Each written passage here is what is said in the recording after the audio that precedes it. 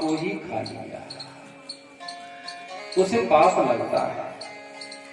यदि उसने ऐसा कर लिया तो भाई रोकने टोकने वाला कोई नहीं, लेकिन उसका परिणाम हमको आपको भुगतना पड़ेगा।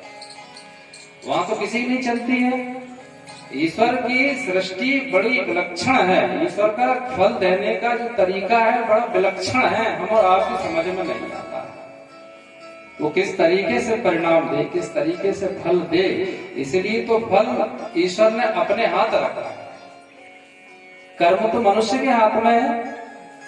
कर्मण्यवाधिकारस्ते मा फलेषु कदाचन। कर्म करने का पूरा पूरा अधिकार मनुष्य को है ना संतोष? कर्म करने का अधिकार है। आप कुछ भी कर्म करने में स्वतंत्र हो भाई।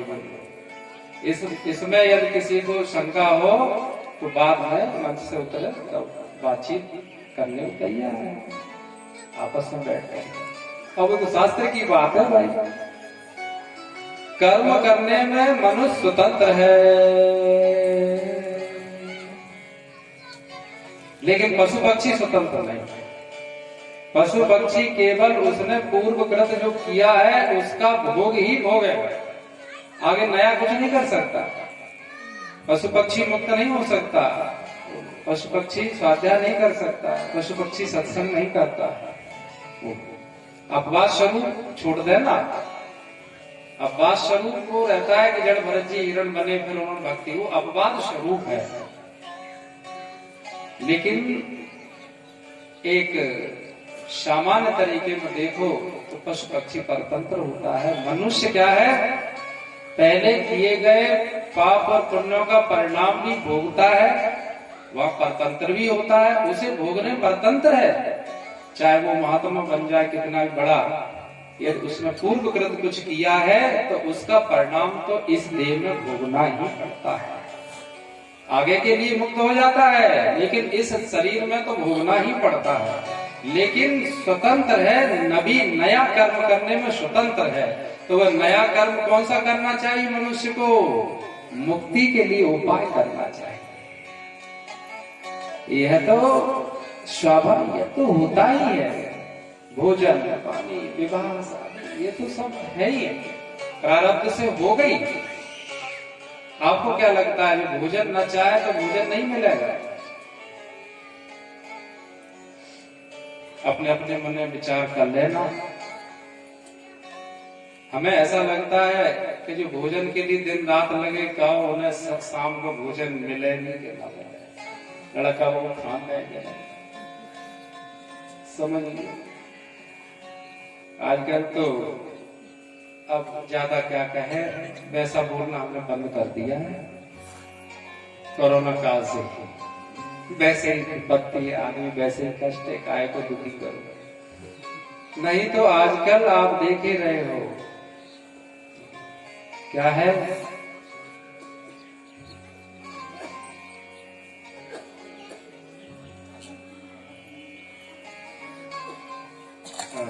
बोलो सच्चिदानंद भगवान की जय। क्या बात है, आप लोगों को ध्यान है किसी संतोष बताओ क्या नाम लोग?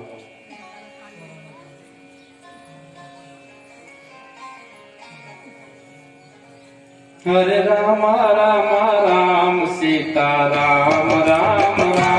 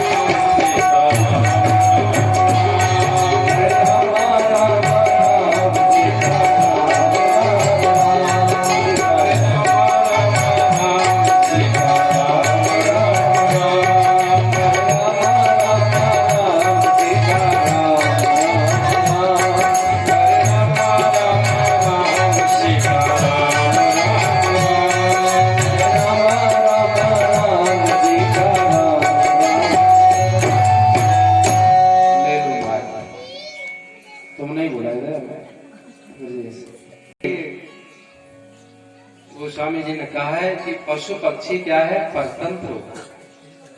मनुष्य पुराना तो भोगता है, लेकिन नया कर्म करने में वह स्वतंत्र है। तो फिर नया कर्म इसलिए कहा गया कि यह बात चल रही थी अपने कि भोजन यदि कोई ना चाहे तो नहीं मिलेगा क्या। तो हम कह रहे थे कि जो भोजन के लिए लगे रहते हैं, जो मकान बनवाने में लगे रहते हैं, कोई बुरा नहीं है कि बनवाना बुरा है।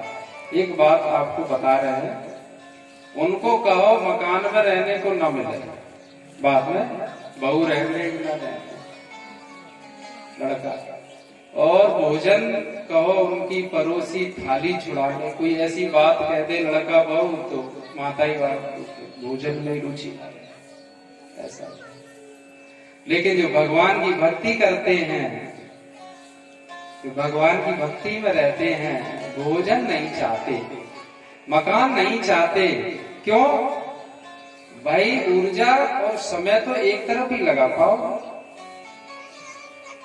एक तरफ ही ध्यान लगेगा। यदि ध्यान मकान में है, दुकान में है, यदि धन में है तो ईश्वर में नहीं रहेगा ध्यान, और यदि ईश्वर में ध्यान है तो इधर ध्यान नहीं रहेगा। बोलो, तो कहते हैं जिनका ईश्वर में ध्यान है, क्या उनको भोजन नहीं मिलता क्या? जिनका ईश्वर में ध्यान है उनको मकान रहने में नहीं मिलता क्या? बताओ, उनको क्या धन नहीं मिलता क्या? अरे भाई, ये सब चीजें तो अब हम आपको क्या बताएं। हानि लाभ जीवन मरण जस अब जस विधिहा, हानि लाभ जन्म मृत्यु और यश और अपयश, यह 6 चीजें तो विधि के हाथ हैं।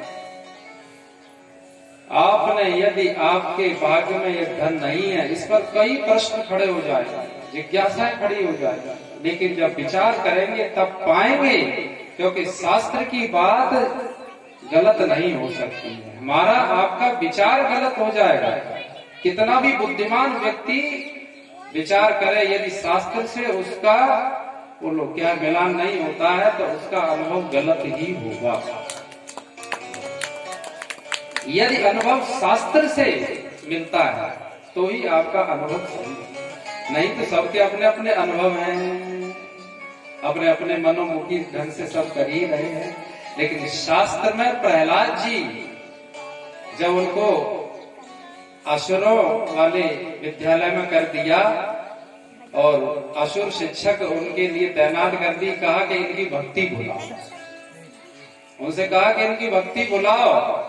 तो हुआ क्या विद्यालय में, जब वह देखने गया, चेक करने गया हिरण्यकश्यप, तो उसने देखा और कहा कि यहाँ एक स्कूल हुआ करता था हमारा, वह स्कूल दिखाई नहीं पड़ता, क्योंकि इस स्कूल में तो राम राम राम राम राम। तो कहते हैं इतने बालक थे असुरों के और असुर शिक्षक, उन सबको एक भक्त ने सब विस्मृत करा के उनका अपना ज्ञान और सबके मन में भक्ति भक्ति राम राम राम राम विद्यालय में हो रही।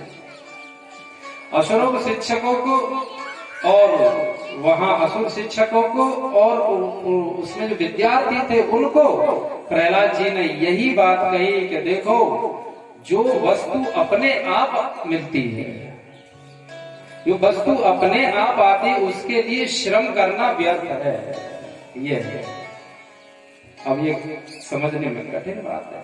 कहा कि भोजन के लिए श्रम नहीं करना, धन के लिए श्रम नहीं करना चाहिए, मकान के लिए श्रम नहीं करना चाहिए, क्योंकि ये बिना किए ही इस देह के प्रारब्ध से, देह के प्रारब्ध में जितना जितना है उतना ही आप भोग कर पाओगे। बना कितना भी लो, लेकिन रह तो एक ही कमरे में पाओगे, कहो एक में भी न रहने दिया जाए। आप कितना भी अन्न इकट्ठा कर लो, धन इकट्ठा कर लो, आप अपने लिए उपयोग उतना ही कर पाओगे जितना आप की भाग्य में है। और लोग ले जाएंगे और लोग उसका उपयोग करेंगे, दुरुपयोगी होगा। क्यों? क्योंकि शरीर का प्रारब्ध पहले रचा, प्रारब्ध पीछे दिया शरीर। पहले प्रारब्ध है तब देह मिलता है, यदि प्रारब्ध ना हो तो देह ही ना बने। ये देह हम और आपको जो मिला है, तो ये देह मिला क्यों है? क्योंकि प्रारब्ध भोगना है, इसलिए ये देह मिला है। पहले रचा प्रारब्ध, पीछे दिया शरीर। तुलसी चिंता क्यों करे, प्रेम से भजे रघुवीर। इसका और एक अर्थ आप लोगों को बताएं कि इसका अर्थ यह नहीं है कि दुकान न की जाए, कि नौकरी न की जाए, कि विवाह न किया जाए, कि संसार में रहा न जाए। इसका अर्थ यह कतई नहीं है। अर्थ सिर्फ इतना है कि करते कुछ भी रहो देह से, लेकिन ध्यान ईश्वर की तरफ ही लगा के रखो, कहा ये है। और नहीं जैसे घर छोड़ भी जाओगे तो रहोगे तो मकान में, यहाँ नहीं बनाओगे तो आश्रम बनाओगे, है ना। विवाह नहीं करोगे, संतान नहीं होगी, तो वहां चेला चेली होंगे। वे कौन है? वो माया नहीं है क्या? तो संसार से भाग के कहां जाओगे? इसलिए तन सजाती किसका है? जगत का है। पंचभूतों से निर्मित है यह देह, और ये जगत भी पंचभूतों से निर्मित है। तो एक जाति के हैं, इसलिए देह को जगत में लगा के रखना चाहिए, जगत की सेवा में इसे झोंक देना चाहिए। ये बात आप समझ। जगत की सेवा में जिसने अपने देह को झोंक दिया है, देह की परवाह नहीं की है, तो समझ लो कि उसका कर्ता भाव निवृत्त हो गया है।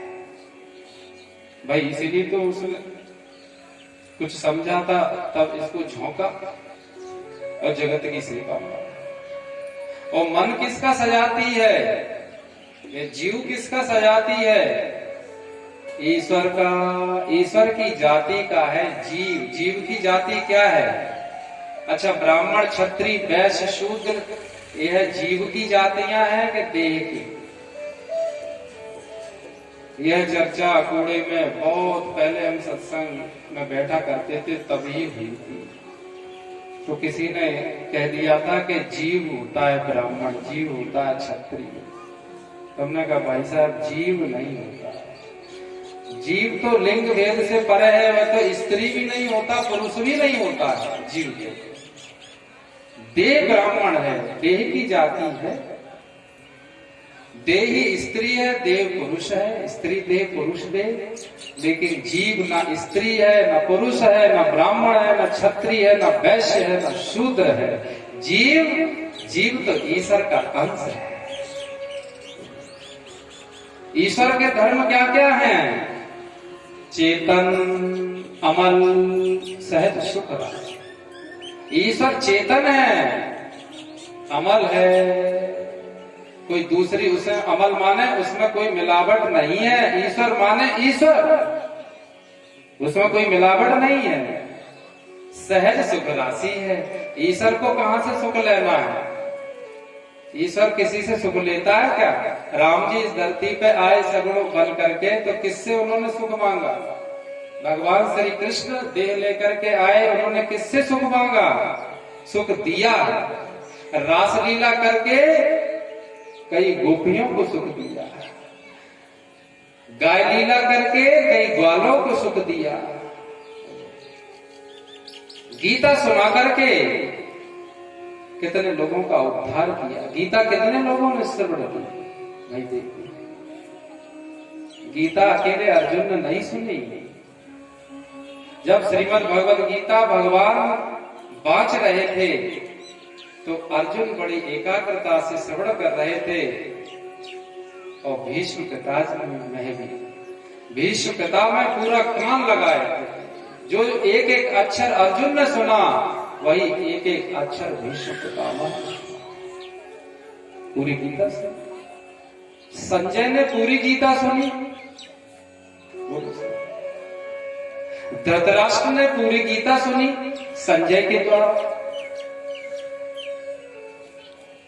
इतने गीता के श्रवण करने वाले लोग, गीता तो एक ही सुनाई, लेकिन चारों लोगों का भाव कैसे अलग अलग हो गया। धृतराष्ट्र ने कहा कि ये गीता सुना रहे हैं कि लड़ाई करवा रहे हैं। धृतराष्ट्र को जब कहा जाता है कि भगवान ने ऐसा कहा, संजय कहते हैं कि देखो, उन्होंने कहा अब क्या कहा उन्होंने, कि अब ये कह रहे हैं कि देह मरता है, आत्मा नहीं मरती है, तुम तो आत्मा हो, देह का तो जन्म मरण होता ही है, तुम तो लड़ो, युद्ध करो। धृतराष्ट्र कहते हैं देखो बेचारा अर्जुन बहुत अच्छा है, पर धनुष बाण भी लग दिए, लड़ना भी नहीं चाहता, और जी कृष्ण जी लड़ाई के ही मानेगा।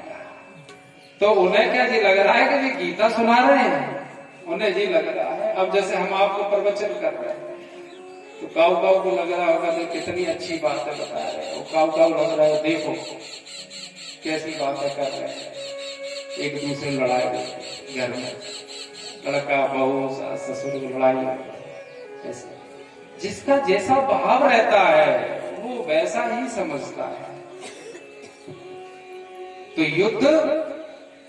युद्ध भी क्या है कि देखो, युद्ध भी वहां धर्म बन गया, योग बन गया, क्यों? पर पिता वह काम किया। तो कहा है, इसीलिए कहा कि निज कृत कर्म भोग सब भ्राता, और यह कर्म मनुष्य को जो पुराना है उसे तो भोग लेना चाहिए हंसकर इसलिए कि मेरा ही किया हुआ है, अच्छा है या बुरा है, और आगे के लिए उसे छूटने के लिए उपाय करना चाहिए कि मैं अब छूट जाऊं, अब इस जन्म मरण के चक्कर से छूट जाऊं। तो जन्म मरण किसका? देह का होता है, जीव का। यह पहले आप बता दिया, जीव तो जैसे पुराने वस्त्रों को उतार करके मनुष्य नए धारण कर लेता है, ऐसे जीव धारण कर ले। तो जीव ईश्वर का अंश है, जीव सहज सुख राशि, जो ईश्वर के धर्म है वही जीव के धर्म है। आप देखिए, ईश्वर अंश जीव अविनाशी, चेतन अमल सहज सुख राशि।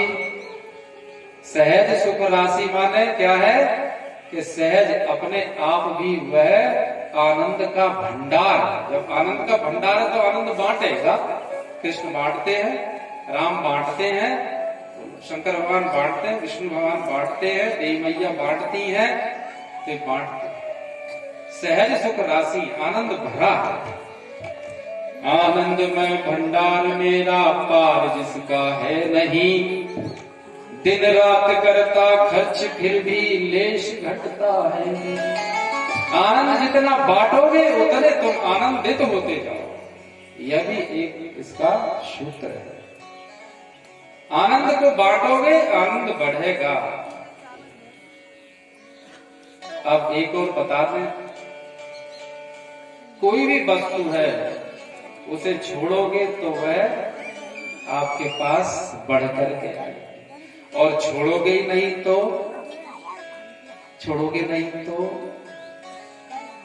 पुलक सागर जी महाराज ग्वालियर बोल रहे थे, वो अच्छे संत हैं जैन धर्म। हमारा जाना हुआ तो हमने कहा चलो संत दर्शन हो जाएगा। तो उनको क्या है, कुछ लोगों को जैसे यहाँ भी बुलाया जाता है, वहां भी बुलाया जाता है, नाम लेकर आए और महाराज जी को माल्यार्पण करें, महाराज जी का स्वागत करें। नाम लिए जा रहे तो एक जने आगे खड़े बोले, महाराज जी एक बात कहते हैं कि कहो कि जितने जितने लोग बुलाए जा रहे हैं इनसे माल्यार्पण कराया जा रहा है, स्वागत कराया जा रहा है, तो जो पैसे दे रहे हैं उनसे कराया जा रहा है, जो नहीं दे रहे तिनका नाम नहीं बोल रहे। महाराज जी ने कहा यह तुम्हारी सोच है, यह आपकी सोच है, वास्तव में ऐसा है नहीं। तो फिर क्या है? तो महाराज जी ने कहा देखो उन्होंने धन को छोड़ा है, जिन्होंने छोड़ा है उसका ही नाम होता है, जो पकड़े बैठा है उसका कभी नाम नहीं होता। बात छोड़ने की है, बात देने लेने की नहीं है। कोई भी वस्तु अपने हाथ से छोड़ी जाए। जब हवन पूजन कराया जाता है, यज्ञ की आहुतियां दिलवाई जाती है, तो क्यों कहा जाता है स्वाहा स्वाहा स्वाहा? क्षमता को स्वाहा किया जाता, स्वाहा करो, इसमें स्वाहा करो। जब छोड़ा जाएगा तभी तो वातावरण में शुद्धि होगी। तुम कहो 1 किलो घी लग जाएगा, हम 1 किलो घी नहीं, हम खाए हुए तो ही। अरे खाने को हो जाए, तिरी के लड़ुए बन जाएंगे, जहाँ में खाए तो तिरी। अरे भाई, जब उसमें छोड़ोगे स्वाहा होगा तो उससे वातावरण शुद्ध होगा। जब वातावरण शुद्ध होगा तो श्वास से वह आपकी नासिका में श्वास के द्वारा आपके भीतर प्रवेश करेगा, तो आपका भी हृदय शुद्ध हो जाएगा। तो यह भी पिंडेषु ब्रह्मांडे, ब्रह्मांड का ही तो ये अंग है। इसलिए कहा छोड़ना पड़ेगा, छोड़ना पड़ेगा, छोड़ना पड़ेगा। तो छोड़ना नहीं आएगा, इसलिए मृत्यु के समय बछिया दिलवाई जाती है। इसलिए तो बछिया दिलवाई, बछिया का होता है देना, दान, दान। वहां तो बछिया कहते हैं अपन गाय की बछिया, ठीक है, वह गाय का दान। एक बछिया माने इनके हाथ से कुछ छोड़ो। छोड़ने से कष्ट का निवारण होता है। यदि हाथ से लेकर के एक पुष्प भी किसी से छुड़वाओ के लोग भगवान पर चढ़ा, तो पुष्पांजलि इसीलिए करवाई जाती है, पंडित जी करवा। तो पुष्प भी अपन छोड़ेंगे तो उससे कष्ट का निवारण होता है। यह एक इतना सूक्ष्म रसायन बनता है अंदर कि वह स्थूल रूप से नजर दृष्टि नहीं आता है। इसलिए कहा कोई रोग से पीड़ित हो, किसी का रोग ठीक नहीं होता हो, कोई कष्ट से पीड़ित, ज्यादा कोई उसे कष्ट हो, तो उसके हाथ से कुछ छुड़वाओ, कुछ दान पुण्य करवाओ। किसी के पास जाओ यही कहता है कुछ दान पुण्य करवाओ, भोजन करवाओ, चाहे ब्राह्मणों को भोजन करवाओ, साधु संतों को कुछ दक्षिणा दो। तो उससे क्या होगा?